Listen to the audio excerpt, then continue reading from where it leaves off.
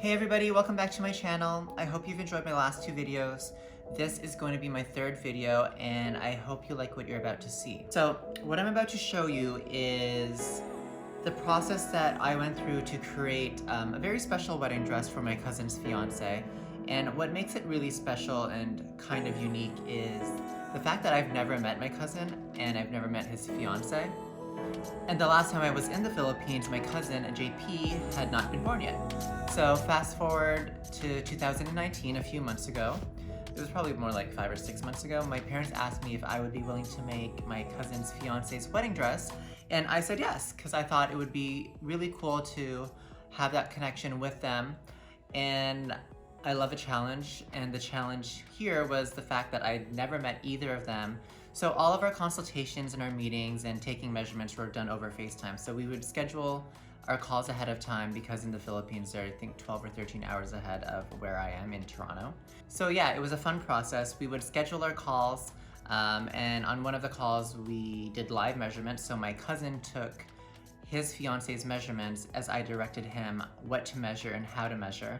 And based on that, I think we achieved a pretty close to perfect fit because when we finished the dress and sent it to the Philippines, she tried it on. Her name is Geraldine, and it fit pretty perfectly. She wore it down the aisle the day of, and she looked beautiful.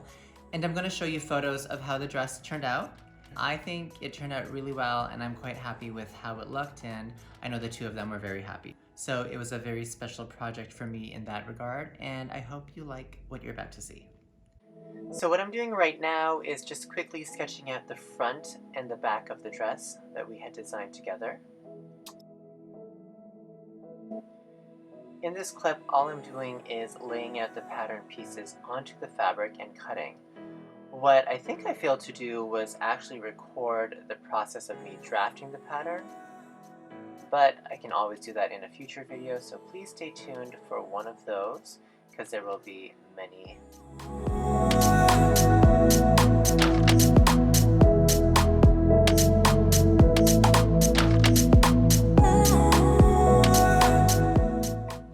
Once I had all the fabric pieces cut, the next step was to sew those pieces together. I started by sewing the front pieces of the dress together first, and then I went over to the back pieces and joined those.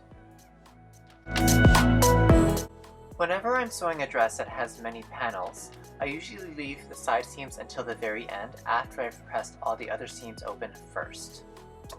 I find this type of dress much easier to work with this way because when you have so many seams, it's difficult to wrap the dress around an ironing board to press the seams open.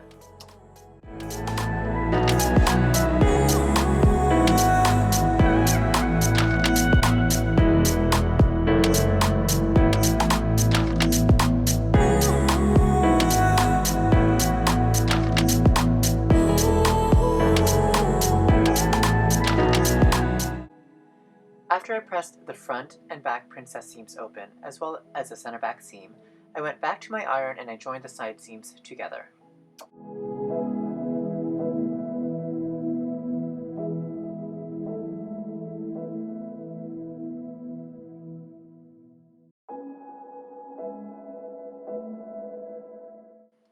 Once I had joined the side seams together, I was then able to press them open, without having to worry about the other seams because I had already pressed them open earlier.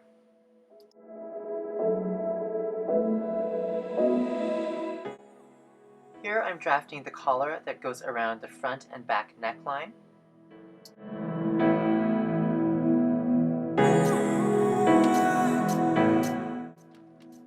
Once those pieces were drafted, I went ahead and I cut the collar out of scrap pieces of fabric. I usually keep smaller pieces of fabric. In the event that I can cut a smaller piece of the garment out of a scrap, I'd rather do that than waste perfectly good fabric. In addition to cutting the collar pieces for the dress, I also cut interfacing for those collar pieces.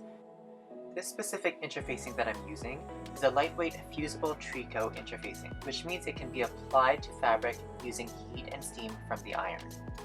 What this interfacing does is it adds a little bit of body and structure to the collar. Once all my pieces were fused on, I went over to my sewing machine to join the collar pieces together.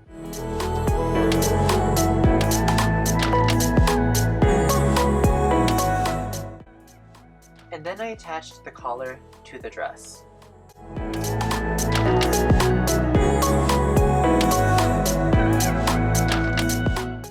So here I am setting up the dress on a Judy just to check on my progress. I was also setting up the dress to get ready for a FaceTime call with my cousins in the Philippines. Also, I know my hair was looking a little crazy that day, so don't come for me.